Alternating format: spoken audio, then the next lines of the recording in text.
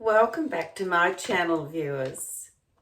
Today I just want to briefly touch on that subject that comes around once a year, the silly season.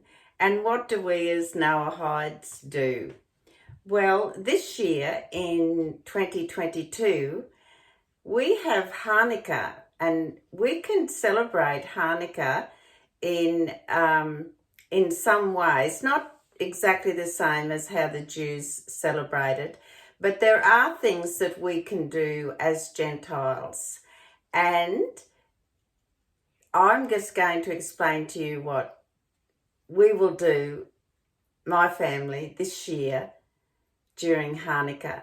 Now, Chanukah is already in progress here in Australia, as you would know, and other parts of the world. It actually ceases on the 26th of December. And so Chanukah is actually going right through that silly season. And so we have something rather special. Although it may be awkward sometimes because you as a family may not be able to attend the same functions, you as a Noahide can still do things without offending people or having to make excuses. And this year, especially with Chanukah. So what will happen for us is that we will have some other friends and family who often, people who call in anyway on the weekends, a Saturday and a Sunday, but because it is a silly season, there'll be lots of extra people probably come simply because that's what they do. So what we will have on the farm is we will have it in the shed in case there's inclement weather, Abraham's shed, and we will celebrate with sweet things. And it'll be in the morning around 10 a.m.-ish. And it'll go through, who knows how long. It'll just start then. It'll probably go through, continue all day. But in the morning, we'll have a sweet breakfast, how shall we say. That could be pavlova, sweet biscuits, chocolates for that matter. So they're the sort of things we will celebrate with. And of course we will have the candles. I have a bigger candelabra over in the shed. I'll try to get a photo of that and put it up on Facebook. So that's the sort of thing that we will be doing. And so we have our own celebration. We may explain to people what Chanukah means and the story behind it, the significance of the candles, etc., and the miracle of the oil. Most of all, we want to make people feel comfortable, and I will just also add a few things that we as a family do, or I've instigated, which you may like to do as well in your family.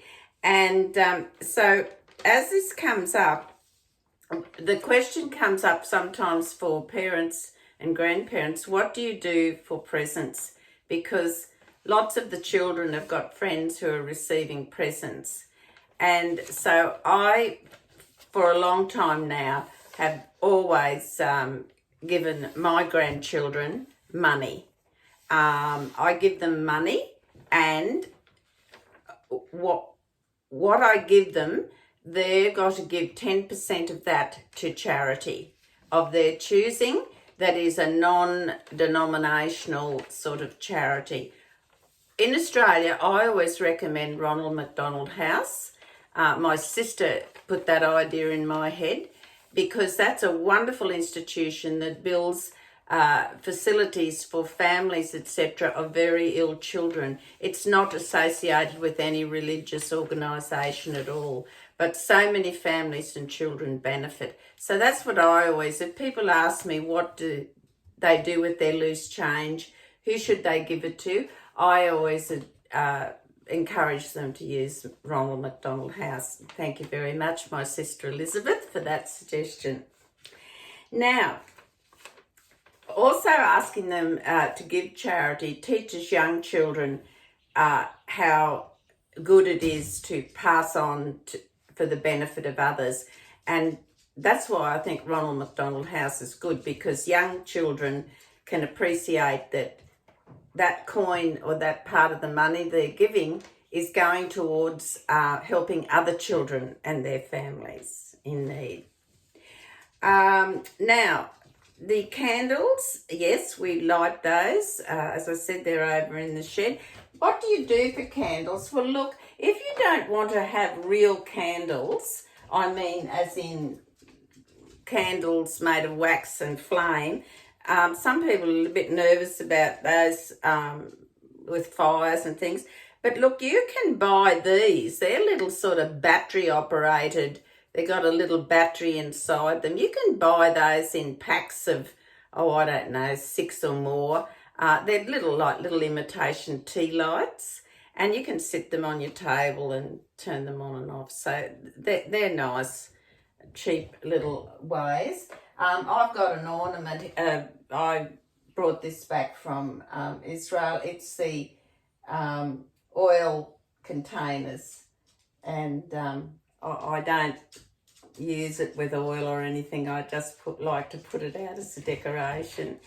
And also there's deedrils, you know, these little spinning top things. That's an interesting, where did this all come from? What's the history behind that? Well, I'm going to tell you, if you want to find out loads of information about Chanukah, and be able to share some of this information with your friends, just go to kabad.org and put in the search bar Chanukah.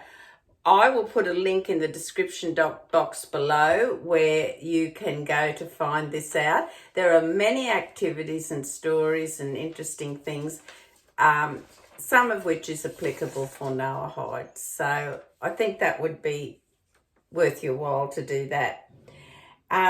Also, on Kabad, this year when people visit, and I've done it in other years, I usually give my visitors a coin, everyone that comes. Now, $1 or at least a shekel, so 50 cents is equivalent to around about a shekel. And so, or you could give a gold coin, dollar coin if you wanted to them. But whatever it is, you know, just say it is the shekel, you ask them to pass that on. Now, the reason because of that, there's great merit. First of all, there's merit for you for giving that person the 50-cent piece, the shekel, and asking them then on their behalf to pass that on to something else. So see how the merit goes from me giving it to the person, and then that person that it's received it then passes it on to the benefit of somebody else. So 3 people benefit and receive merit, the 2 people passing it on. So that's the understanding, and it's a nice thing to tell people that. When you tell them, I'm giving you a shekel to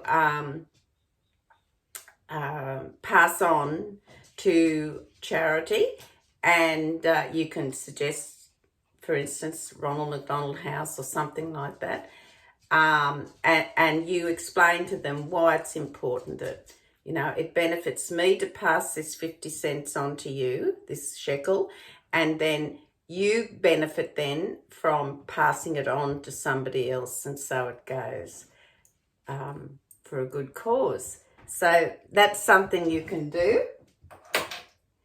And I know I'm a bit late. I probably should have done this video earlier in the week, but let me explain to you, I didn't have any intentions of it, but it is a result of some emails, especially in the last, say, 24 hours, saying, you know, what can we do? Some Noahides that have been Noahides, committed Noahides for some time, already know things they can do and how to celebrate it, and others that are new to being a Noahide are a bit confused and stumbling and asking, you know, what am I going to do? How am I going to get around this? So this is why I've decided at this late stage in Chanukah to do this video today, and in the hope that it will help some of you get through this season with your own joy and your own part in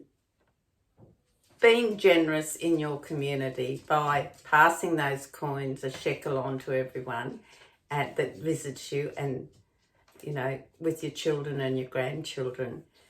You can give them some small coins, or I just deposit some money in my grandchildren's bank account. I put Chanukah on it from Grandma, you know, it comes up on their statement. They know the deal. They know what they got to do. They got to look at that amount and say, I got to go, and 10% of that has to go. So they know the older ones know the deal. Younger one, he knows too. So that's what we do. That's what I do as a grandma. So please enjoy the remainder of Chanukah, and you will survive this season. Don't let all the other external extravagances surrounding us distract us from it. Is just another day, but it's special Chanukah up until the 26th, the end of the day on the 26th, and that's what should be occupying our mind. And in the meantime, please, may you continue to receive abundant blessings from Hashem. And I want you all to take care, especially on the roads. Bye.